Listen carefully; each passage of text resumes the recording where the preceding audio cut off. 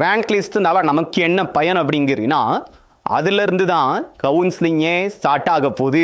அதிலிருந்து தான் பல யோசனைகள், பல விஷயங்கள் நீங்க தெரிஞ்சுக்க போறீங்க. ஏன்னா அப்ப கட் ஆஃப் முக்கியம் இல்லையா சார்னு கேட்டீங்கன்னா, கட் ஆஃப் என்பது தேவையே இல்லை. ரேங்க் என்பது உங்களுடைய இந்த கல்லூரியில் இந்த கோர்ஸு இந்த கம்யூனிட்டிக்கு உனக்கு உறுதியாக கிடைக்கும் அப்படிங்கிறத நம்ம சொல்ல முடியும். ரேங்க் எதுக்கு கொடுத்துறாங்கன்னா, 200 கட் ஆஃப்லேருந்து கடைசி கட் ஆஃப் மாணவர் வரைக்கும் லயனா 1 2 3 4 5 6ன்னு வருஷப்படுத்தி ரேங்க் கொடுத்துறாங்க. அந்த ரேங்க் அடிப்படையில் சீட்டு நமக்கு கொடுத்துறாங்க. எப்படி சார் நமக்கு ஜூன் 27ஆம் தேதி எந்தெந்த மாதிரியே தான் ரேங்க் வரும் அப்படிங்கிற ஒரு கேள்வி உங்களுக்கு வரணும். இப்போ நான் சொல்கிறேன். மொத்தம் 4 ரேங்க் வரும். அதில் பல மாணவர்களுக்கு வெறும் 2 ரேங்க் தான் வரும். அதில் இந்த 7.5 ரிசர்வேஷன் மாணவர்களுக்கு 4 ரேங்க் வரும். எதுக்கு சார் 7.5 ரிசர்வேஷனுக்கு 4 ரேங்க்கு, மற்ற மாணவர்களுக்கு வெறும் 2 ரேங்க்? அவங்களுக்கு 2 சாய்ஸ் பிள்ளைங்க. 7.5 ரிசர்வேஷனுக்கு 2 சாய்ஸ் பிள்ளைங்க. ஆனால் மற்ற மாணவர்களுக்கு வெறும் ஒரே சாய்ஸ் பிள்ளைங்க தான். இப்போ நான் புரிகிறேன் உங்களுக்கு. நான் என்னென்ன ரேங்க் வரும்னு தான் சொல்கிறேன். அதாவது பார்த்தீங்கன்னா, நமக்கு ஜென்ரல் ரேங்க்னு ஒன்று வரும். ஜென்ரல் ரேங்க், கம்யூனிட்டி ரேங்க், இது ஒன்று எல்லாருக்கும் பொதுவாக வருது. General rank, community rank. அதில் இந்த 7.5 ரிசர்வேஷன் மாணவர்களுக்கு ஜென்ரல் ரேங்க்கு வரும், கம்யூனிட்டி ரேங்க்கு வரும். அதே சேம் டைம் கவர்மெண்ட் ரேங்க்கு வரும், கவர்மெண்ட் கம்யூனிட்டி ரேங்க்கு வரும். அவங்களுக்கு தனியாக 2 ரேங்க் வரும். ஏன்னா அவங்களுக்கு 2 சாய்ஸ் ஃபில்லிங்னால அவங்க 2 சாய்ஸ் ஃபில்லிங் பண்ணுவாங்க. அதை நீங்கள் புரிஞ்சுக்கணும். இதில் இப்போ எப்படி சீட்டை உங்களுக்கு கொடுக்கும்னா, இப்போ நம்ம கம்யூனிட்டியான பிரிக்கப்பட்டிருக்கோம். ஓசியோ, பிசியோ, பிசிஎம்ஓ, எம்பிசியோ, எஸ்சியோ, எஸ்சிஓ, எஸ்டியோ, ஏதோ ஒரு கம்யூனிட்டிக்கு தான் நீங்கள் வர போகிறீங்க. உங்களுக்கு ஓசிங்கிறது ஓப்பன் காம்படிஷன். அது எப்படின்னா, எல்லாரும் பொதுவாக அந்த சீட்டை தக்க வச்சுக்கலாம். ஓசியில் இருக்கக்கூடிய சீட்டு எனக்கு பிசிக்காரனுக்கு சொந்தம், விசிஎம்னுக்கு சொந்தம், எம்விசிக்கு சொந்தம், எஸ்சிக்கு சொந்தம், எஸ்சிஏக்கு சொந்தம், எஸ்டிக்கு சொந்தம். எது ஓசி லெவலில் செய்து அவங்க உங்களுடைய கம்யூனிட்டியில் இருக்கக்கூடிய சீட்டுங்கிறது அவங்களுடைய கம்யூனிட்டிக்காரங்களுக்கு மட்டும்தான் சொந்தம். வேற யாருமே எடுக்க முடியாது. அப்போ நம்ம இடம் புரிஞ்சுக்கணும். நமக்கு ஜென்ரல் ரேங்க்ங்கிறது பொது. ஆனால் கம்யூனிட்டி ரேங்க்னு ஒன்று வரப்போதில் அங்கே தான் இருக்குது. உங்களோட கம்யூனிட்டியில் எத்தனை பேர் போட்டி போடுறா? தமிழ்நாட்டில் பார்க்கும்போது பிசியில் எத்தனை பேர் நம்பர் 1 இடத்தை பிடிச்சிருக்காங்க? பிசி கம்யூனிட்டியில் நம்பர் 1 யாரு?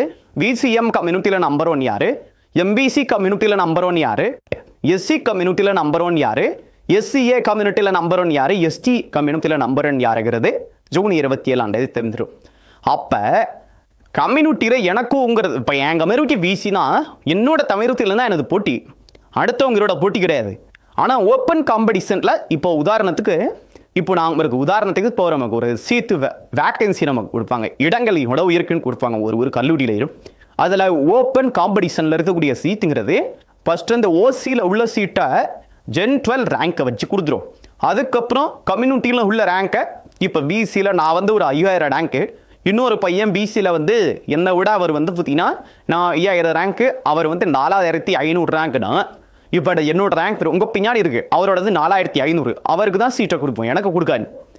முதல் ரேங்க்கை வச்சு தான் சீட்டு கொடுக்கும். நம்ம வெப்சைட்டில் ரிசல்ட்டு, அதாவது கரெக்டாக அந்த ரேங்க் ரிசல்ட் வருது பார்த்தீங்களா, ரேங்க் வருது இல்லை, ரேங்க் வர்ற அன்னைக்கு நம்ம வெப்சைட்டில் போயிட்டு எனக்கு சிஇஜி காலேஜ் வேணும், எம்ஐடி காலேஜ் வேணும், பிஎஸ்சி வேணும், அதே போல் கவர்மெண்ட் காலேஜ் 11 கவர்மெண்ட் காலேஜ் வேணும், அதே போல் எனக்கு ப்ரைவேட் காலேஜ்லாம் நம்ம எஸ்எஸ்என்லேருந்து பெரிய பெரிய காலேஜ் அதே போல் நம்முடைய மிஃப்கோ காலேஜ், அதுக்கப்புறம் நேஷனல் இன்ஜினியரிங் காலேஜ், இந்த மாதிரி எல்லா பக்கத்தில் இருக்கக்கூடிய எல்லா கல்லூரிகளுடைய அந்த ரேங்க்கை நீங்கள் பார்த்துக்கலாம்.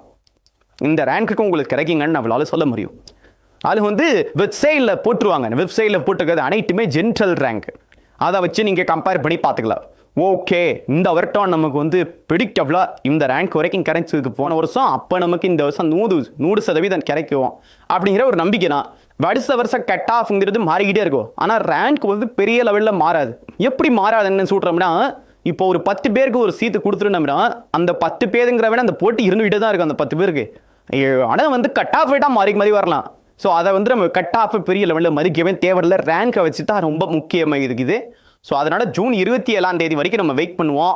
உங்கள் கம்யூனிட்டியில் எத்தனை பேர் தமிழ்நாட்டில் போட்டி போட போகிறாங்க, ஓவராலாக எத்தனை பேர் இருக்காங்க, எல்லா விவரமும் ஜூன் 27ஆம் தேதி இப்படின்னு வச்சுவே உங்களுக்கு. டிஎன்ஏ கவுன்சிலிங்னா என்னன்னு நீங்கள் அன்னைக்கு பார்ப்பீங்க. எவ்வளோ சாய்ஸ் பில்லிங் எப்படி இருக்குது, எந்த மாதிரி சாய்ஸ் பில்லிங் அன்னைக்கே தேதிகள் படி ஆயிரும்.